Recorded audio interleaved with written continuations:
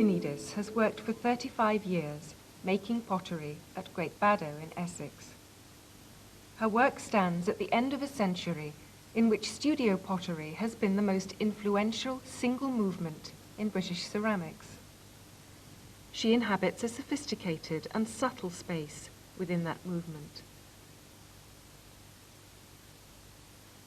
In the early decades of the 20th century, studio pottery reasserted the importance of individual craftsmanship over mass-produced domestic ware. Bernard Leach is generally acknowledged as the pioneer of the studio movement and the founder of a ceramics dynasty of his own. He and his followers were greatly influenced by Japanese, Chinese, and Korean ceramics. As a consequence of Nazism in Germany and Austria, this prevailing Orientalism was challenged by the successive arrival in Britain of two modernist practitioners, Lucy Ree and Hans Koper. Their work exerted a powerful influence on the development of both domestic ware and abstract vessel forms in Britain. Thus, British studio pottery is really a flourishing of clearly identifiable characteristics from cultures and aesthetic movements outside Britain. Their gestation here has borne a tradition of surprising strength. It is based on a commitment to material, a way of handling clay that both respects it and liberates it, investing life and energy into the form and surface of even the simplest pot. With the Japanese potter Takeshi Yasuda, a circle has been completed. Here is a contemporary Japanese potter who has chosen to work here in Britain, in the environment of studio pottery, rather than in his native Japan, whose culture did so much to inspire the movement in the first place.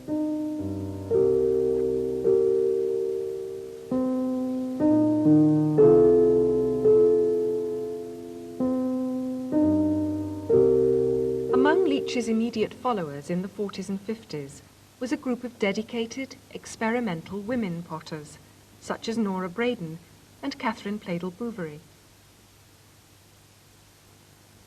Pladle-Bouverie made a detailed study of ash glazes and the subtle changes produced by different woods. Joanna Constantinidis' own experiments take place within the strict disciplines she sets herself. Her tapered, ambiguous forms synthesize the different aesthetic strands of studio pottery and hold them in tension. Tenaciously, she interrogates and reduces form and surface.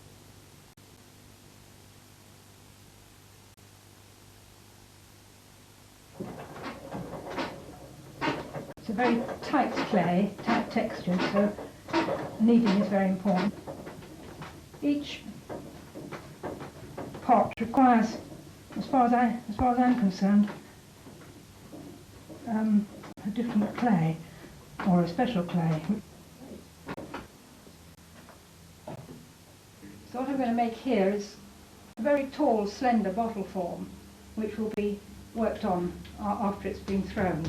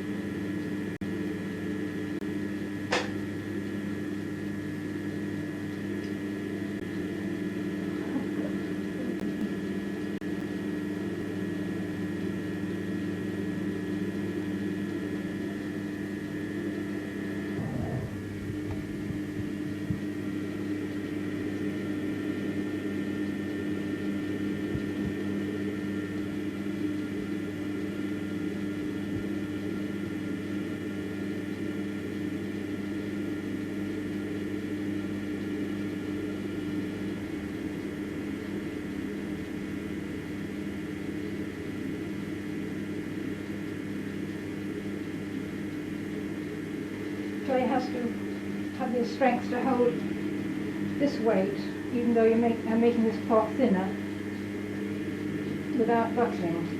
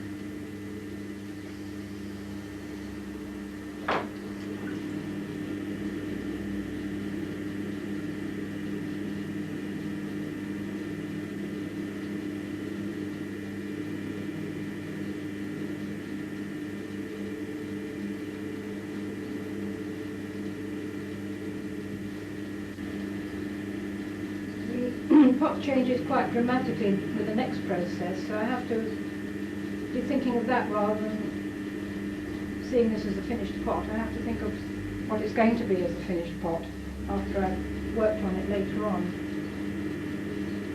And all the alterations in the form that come about with the later modelling have to be thought about at this stage.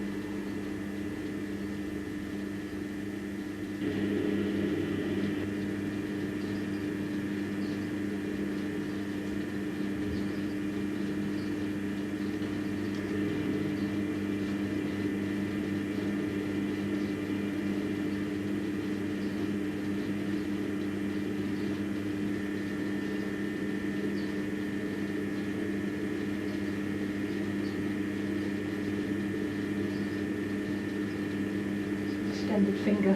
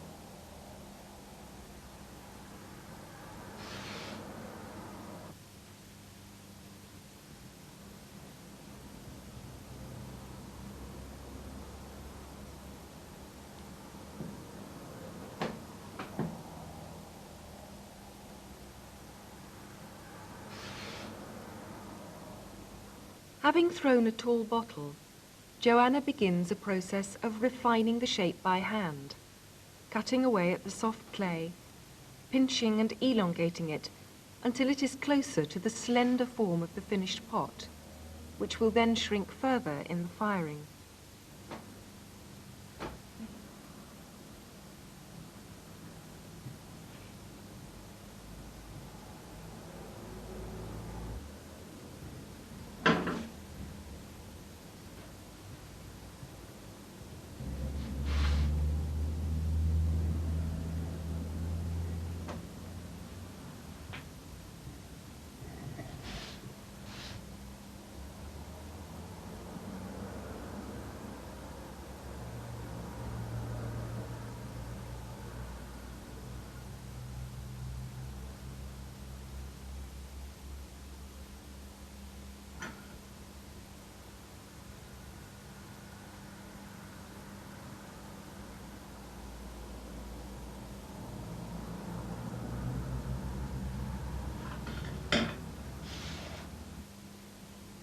Has to be done while the pot is wet, otherwise the clay will not stick together.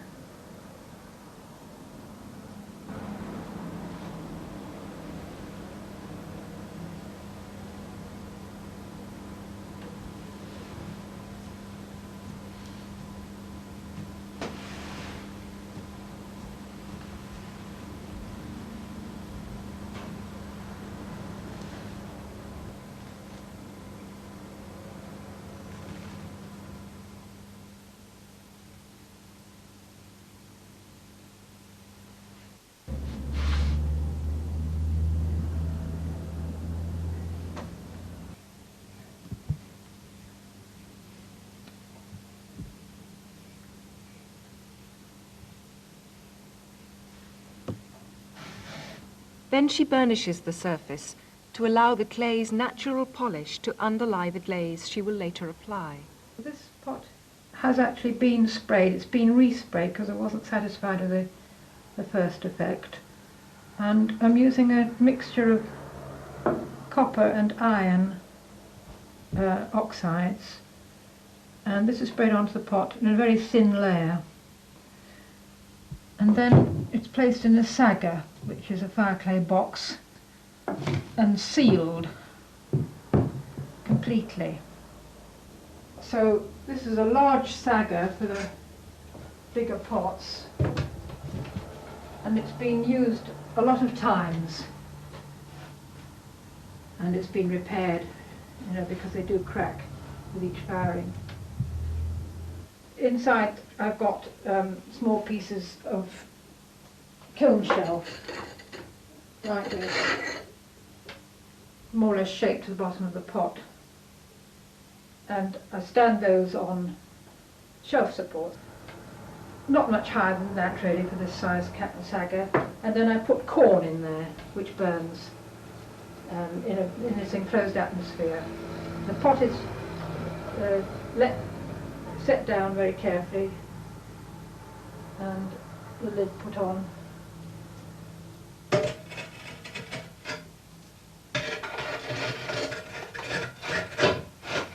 And sealed with a mixture of clay and sawdust I use, so that hopefully it doesn't crack in the firing and allow the oxygen to creep in. So there's a very heavily reducing atmosphere in there, which causes iron and copper to luster, in fact turn metallic. Now this whole thing is then moved into the kiln, and then it's fired up to 1300 degrees centigrade.